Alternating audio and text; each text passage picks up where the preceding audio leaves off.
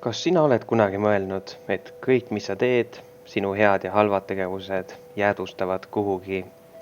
Tahaks ju loota, et midagi või keegi paneks tähele sinu heategusid. Ja ei, ma ei räägi mingisugusest pseudoteadusest. Tegelikult tänu universumi limiitidele on see kõik reaalsus. Valgus liigub vaakumis kiirusel ligi 300 000 kilomeetrit sekundis. Tegu on kõige kõrgema võimaliku kiirusega, mida meie universumis on võimalik saavutada, ja inimkonnal pole võimalik isegi selle kiiruse lähedale jõuda. Sellise kiirusega on võimalik teha 7,5 ümber maailmatiiru 1 sekundiga.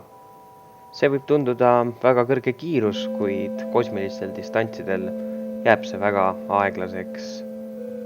Tõsiasi on see, et kõike, mida me näeme vaid niimoodi, nagu see oli mõni aeg tagasi. Kui sa suhtled teise inimesega, kes asub 1 meetri kaugusel, jõuab valgus temalt sinuni 3,3 nanosekundi jooksul. Kui vaatad taevasse ja need kuud, näed seda täpselt, nagu ta oli 1,3 sekundit tagasi. Kui meie päike peaks mingil põhjusel plahvatama, saaksime meie sellest teada alles 8 minutit hiljem. Pluto asub meie planeedist keskmiselt 33 astronoomilise ühiku kaugusel, mis tähendab seda, et valgusel võtab 4,5 tundi aega, et meieni jõuda. Kui Plutole panna püsti hiiglaslik observatoorium, saaksime jälgida kõike maal toimuvat, nagu see oli 4,5 tundi tagasi. Kõige kaugem objekt maast, mis on inimkonna poolt ehitatud, on Voyager 1. See asub 139 astronoomilise ühiku kaugusel. Ehk siis, kui tegu oleks hiiglasliku teleskoobiga, oleks sealt näha täpselt seda, mida sa tegid planeet Maal 19,5 tundi tagasi. Lähme nüüd distantsidega veidi suuremaks. Meie suurim naabergalaktika Andromeda asub meist 2,5 miljoni valgusaasta kaugusel.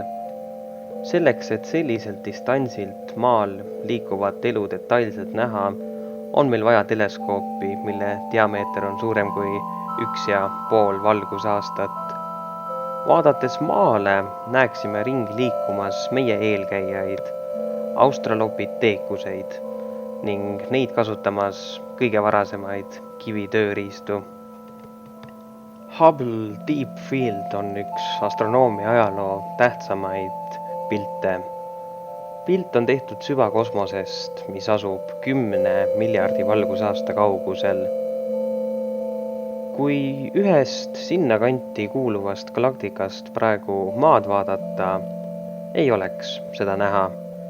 Lisaks oleks puudulik ka meie kuu, meie päike ja isegi ei eksisteeriks veel meie galaktikat. Muidugi sealt vaadatuna oleks meie universum kõigest 3 miljardit aastat vana. Tänan, et vaatasite.